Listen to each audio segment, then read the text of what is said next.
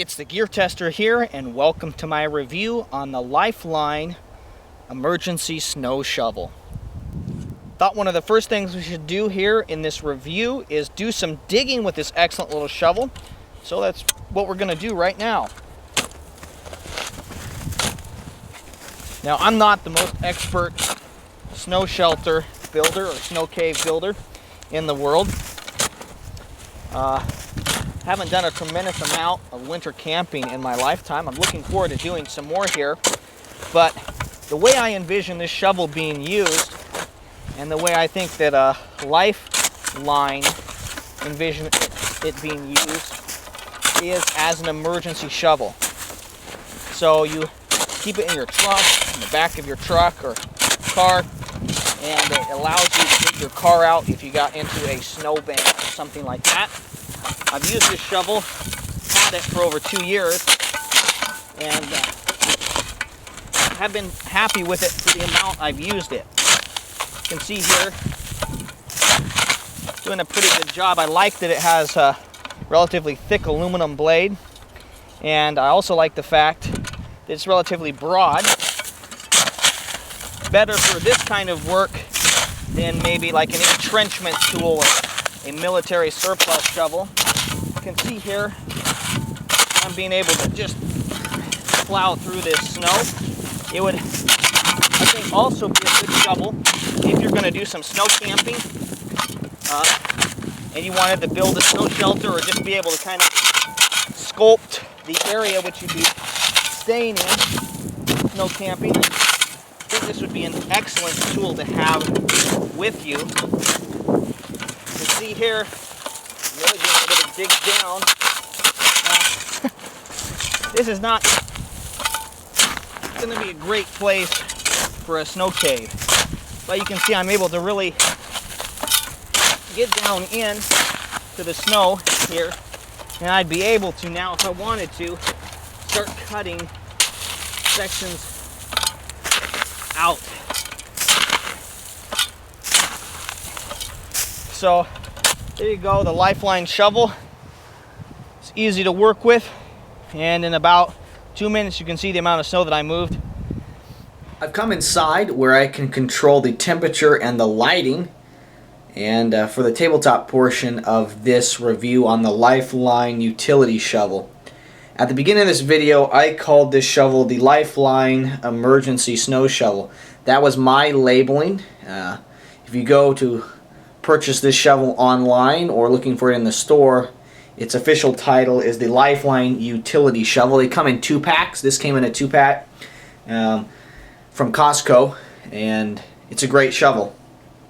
They come in a couple different colors. This is kind of their orange, gold, yellow coloration. They also have a red, a blue, and a green coloration. So if you like different colors, the different colors are possible. This shovel weighs in at 1.3 pounds. Okay, so it's close to 1 pound, 16 ounces. That's pretty lightweight. Fully closed, as you see it here, it's 26 inches overall. If I extend the handle, as you would want to, like so, and it has this nice double locking system there, very much like kayak paddles that I've used in the past. If you extend it all the way like that, and we put my measuring tape at the end of the shovel and bring it out, it comes to basically 32 inches right there.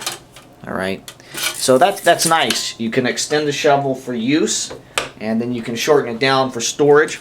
It further breaks down into 3 individual pieces, like so. So we have the 3 main pieces here, and that allows you to get it into a 14-inch overall piece. This is the main piece here, and it's 14 inches. So that's going to allow you to get it into an even smaller package, maybe for the back of a car. Maybe you need to fit it into some kind of a bin or storage system where you need it to be ultra compact. So it's a good system. I think if there's a weakness, it may be this system right here. You might want to throw some duct tape in. Again, I've had this thing for 2 years. I've used it, not a huge amount, but I've used it, and you know, it's not the most durable shovel in the world. It's designed for shoveling snow. It's not designed for mining gold or, you know, breaking rocks or something like that. I like the double locking system. I think it's quite durable. I'd just be aware of that. If you threw some duct tape in, and if it broke, you know, a couple wraps of duct tape, it still goes in deep enough that if one of those or both of those failed on you, see, it locks very nicely in there. The handle protrudes, you know, and locks in. You could wrap some duct tape, and I think you'd be really good to go if you really had to use it and it broke an emergency situation. But I can tell you guys right now, I could go out and stomp on this thing and crush it. I could break it if I wanted to. Most of the tools that we use, you can break, right, if you wanted to. This isn't for digging dirt. This isn't for shoveling gravel. It's for moving snow. So that's just something to keep in mind. It's not the most ultra durable, most abusable snow shovel out there on the market, but you're paying about $20, $25 for it. So you get what you pay for. I think it is, for the way that I use it, having it in the back of my car during the winter so I can dig my car out or help somebody else who's maybe gone into a snowbank.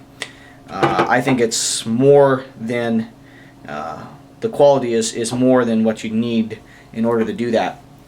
I actually have a shovel here that the Lifeline shovel is actually replacing. This is a shovel, I think this is from maybe the 50s or the 60s, this shovel here. I don't actually know. It might be younger than that. But this is a shovel. When my grandmother got older, my dad's mom, and she could no longer drive, I inherited her car. And I inherited some of the things that were in the car. And this snow shovel came with that little car. And I still drive that car. I've taken care of it. It gets great gas mileage. And this shovel has ridden in the back of that car for a long time.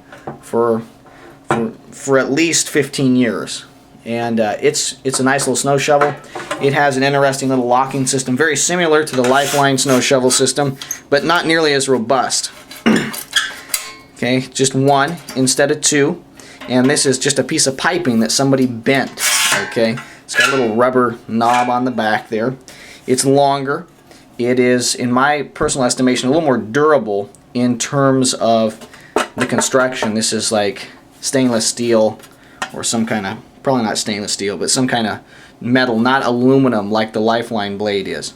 So I went out and did some shoveling. I've actually never used this shovel in the many years that it's been riding in the back of my car.